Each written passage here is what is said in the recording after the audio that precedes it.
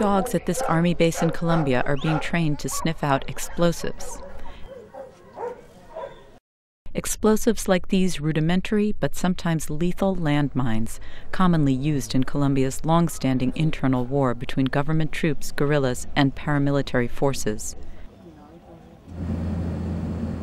Because of this conflict, landmines and unexploded ordnance lurk in many areas of the countryside, and Colombia has the highest victim rate in the world, says UNICEF Mine Action Officer Sharon Ball. Last year alone, we had 65 new child victims. Child victims like Irma Jeanette, now 16, who was only 10 years old when she put her left foot on a landmine while walking through the woods.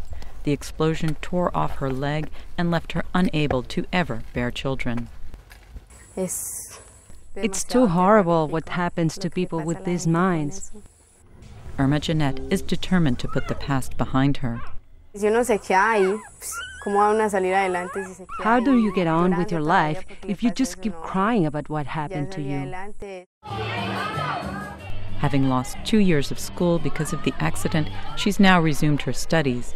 But like other young victims, she will still need help. A child victim will need a new prosthesis maybe every 4 months, especially if they're living in a rural area because of wear and tear. And that's a dramatic cost for a family coming from a poor area.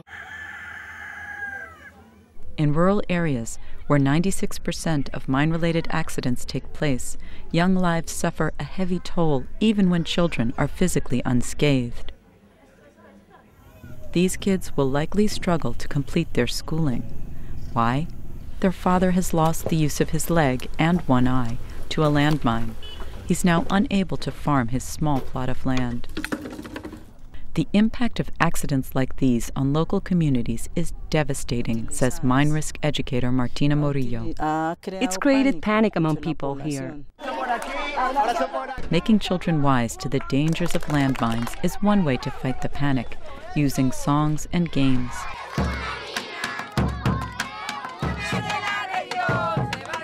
Until nationwide demining can be undertaken here, prevention measures like these, coupled with help for the victims' families, are the most realistic ways to counter the constant threat of landmines.